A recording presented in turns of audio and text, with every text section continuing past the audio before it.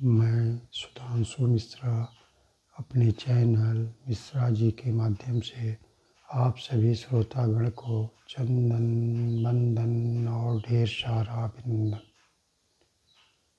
नीलाम्बुजश्यामलकोमलाङ्गं सीतासमारोपितवामभागं पाणौ महासायैकचारुचापं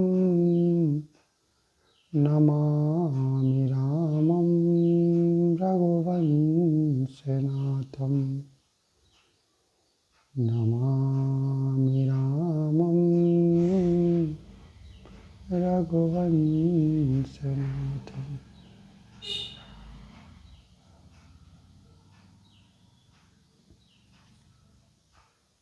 प्रिय श्रोतागण,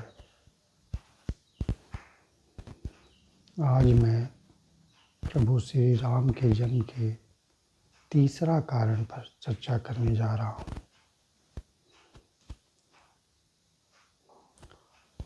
एक बार नारद मुनि तपस्या में लीन थे। उनके घोर तपस्या से घबरा करके इंद्र ने कामदेव को भेजा ताकि उनकी तपस्या भंग की जा सके, लेकिन तपस्या भंग करने में कामदेव भी असफल रहे। इससे नारद मुनि को अहंकार हो गया कि बड़े से बड़े देवी देवताओं का तपस्या कामदेव भंग कर चुके हैं, लेकिन लाख चाहने के बावजूद भी उनका काम वासना मेरे ऊपर प्रहार नहीं कर पाया। अब वो वहाँ से अभिमान में चूर होकर के इस बात की चर्चा करने श्री हरि के पास जा रहे हैं। रास्ते में संजोग से भोलेनाथ मिल गए। जब उन्होंने भोलेनाथ से इसकी चर्चा की तो भोलेनाथ तो समझ गए कि अब नारद मुनि को अहंकार आ गया, लेकिन उन्होंने नारद मुनि को समझाया भी कि आप श्री हरि के पास जा रहे हैं, लेकिन वहाँ पर इसकी चर्चा ना ही करेंगे तो आपके हित में ज़्यादा अच्छा होगा। लेकिन जब मनुष्य के अंदर अभिमान आ जाता है तो फिर किसी की बात उसे अच्छी नहीं लगती। वो गए, श्री हरि से मिले। विष्णु भगवान से मिलने के बाद उन्होंने इस बात की चर्चा की कि प्रभु, जो कामदेव आज तक सबकी तपस्या को भंग कर चुके थे, आज वो मेरी तपस्या भंग करने में असफल हो गए, मैं विजयी रहा। इतना कहते ही विष्णु भगवान समझ गए कि अब नारद को अभिमान आ गया है। इस अभिमान को तोड़ना बहुत ज़रूरी है। उन्होंने तुरंत अपनी माया का जाल फैलाया और बहुत सुंदर नगर, बहुत सुंदर राजा और उनकी बहुत ही सुंदर पुत्री विश्वमोहिनी दिखाई देने लगी। और जब नारद जी वहाँ उस नगर में पहुँचे तो पता चला कि विश्वमोहिनी का स्वयंवर आज ही होने वाला है। उसका नाम था विश्वमोहिनी, विश्व में सबसे बड़ी सुंदर कन्या। यह देख करके नारद मुनि को मन में लालसा जगी, लोभ आ गया कि मैं भी बहुत सुंदर हो जाऊं तो इस विश्वमोहिनी से शादी कर सकता हूं। वो तुरंत नारायण के पास पहुँचे, भगवान के पास पहुँचे, बोले कि प्रभु, आप कुछ पल के लिए अपना सुंदर चेहरा मुझे दे दें ताकि मैं विश्वमोहिनी से शादी कर सकूं। स्वयंवर के समय वो मेरे ही गले में माला पहना सके। शादी के पश्चात मैं आपके चेहरा को पुनः लौटा दूंगा। ये तो सब भगवान की माया थी। भगवान ने उनका रूप बंदर का बना दिया और वो बहुत खुश हो गए कि मेरा चेहरा बहुत सुंदर हो गया, और जा कर के वो स्वयंवर में सबसे आगे वाली पंक्ति में बैठे। उनके आसपास शंकर भगवान के 2 गण बैठे हुए थे, जो बार बार उनको देख के हंस रहे थे और उनका मजाक उड़ा रहे थे, लेकिन वे इस बात को समझ नहीं पा रहे थे।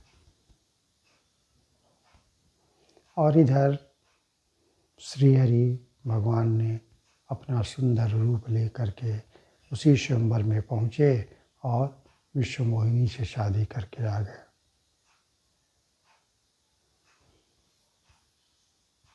जब ये बात पता चली नारद भगवान को, तो वहाँ से वो गुस्से में आए, और जब रास्ते में श्रीहरि से मिलने आ रहे थे तो देखे कि श्रीहरि 2 पत्नी के साथ कहीं जा रहे हैं। एक तरफ माँ लक्ष्मी और एक तरफ वहीं विश्वमोहिनी। ये देख कर के नारद जी गुस्से से लाल हो गए और बोले कि इतना बड़ा छल,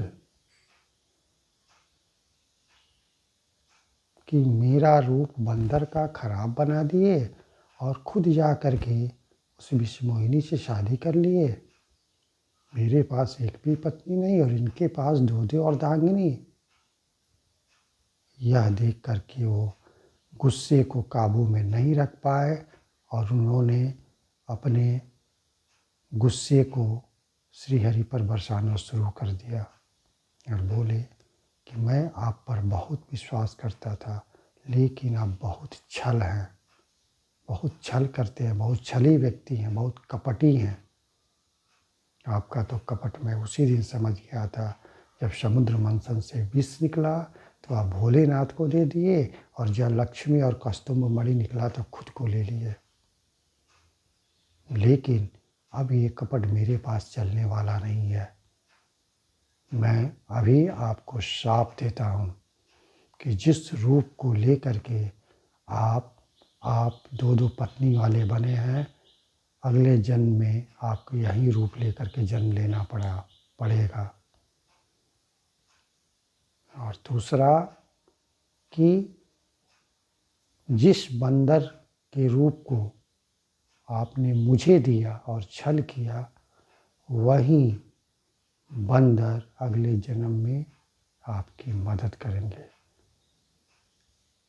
बंदर के बिना आपका कोई भी काम संभव नहीं हो पाएगा। और तीसरा श्राप दिए कि जिस प्रकार मैं पत्नी के लिए तड़प रहा हूँ, आप भी पत्नी के वियोग में जीवन बिताएंगे। और 2 जो शंकर भगवान के गण उनका मजाक उड़ा रहे थे, उनको उन्होंने शाप दे करके असुर बना दिया। शाप देने के बाद जब इनका क्रोध शांत हुआ, तब भगवान ने अपनी माया खींच ली, माया का जाल हटा लिया। उसके बाद नारद भगवान पहले वाली अवस्था में आ गए और उनको घोर अपराध महसूस होने लगा। प्रायश्चित करने लगे कि प्रभु मुझसे गलती हो गई, आप कृपा करके मुझे क्षमा करें। वो भगवान के चरणों पर गिर गए। मुझसे भूल हो गई, मैंने गलती से शाप दे दिया। भगवान ने कहा आपने शाप दिया नहीं, मैंने शाप लिया है। और कोई भी वस्तु उसी से ली जा सकती है जो कि बहुत प्रिय हो, और आप मेरे सबसे प्रिय हैं, इसीलिए शाप मैंने आपसे लिया है।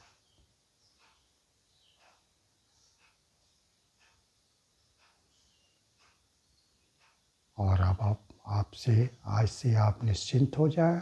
आज के बाद से कभी भी मेरी माया आपको नहीं लगेगी, आपको परेशान नहीं करेगी। आप जाएं और भोलेनाथ का सहारा लें और शिव का मंत्र जाप करें। आपके मन को शांति मिलेगी और सुकून मिलेगा। यही नारद मुनि का श्राप था, जो कि अगले जन्म में फिर वो राम जी के रूप में अवतार लिए। ये राम जी के जन्म का तीसरा कारण था। कहने का तात्पर्य है कि सब विधि का विधान है। हर काम के पीछे कोई न कोई कारण छिपा रहता है। बिना कारण का कोई कार्य नहीं होता है। ईश्वर सबकी भूमिका तैयार करते हैं। मुझे और आपको इस बात का एहसास नहीं होता। इसीलिए कार्य तो हम करें ही, लेकिन संपूर्ण रूप से ईश्वर पर भरोसा रख करके करें, तभी मुझे सफलता मिल सकती है और मन को शांति भी। इसीलिए अपने कर्मों को करते रहें और ईश्वर पर सदैव विश्वास रखें। आई कहे रघुनंदन सजवा दो द्वार द्वार, स्वर्ण कलश रखवा दो, बंधवा दो बंधनवा। आई कहे रघुनंदन सजवा दो द्वार द्वार, स्वर्ण कलश रखवा दो, बंधवा दो बंधनवा। सीताराम सीताराम सीताराम कहिए, जाहि बीति राखे राम, ताहि बीति रहिए। सीताराम सीताराम सीताराम कहिए, जाहि बीति राखे राम, ताहि बीति रहिए।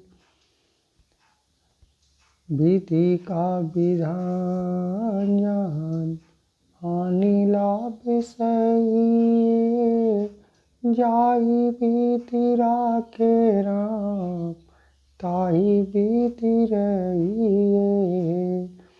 जाहि बीति राखे राम, ताहि बीति रहिए। जय श्री राम।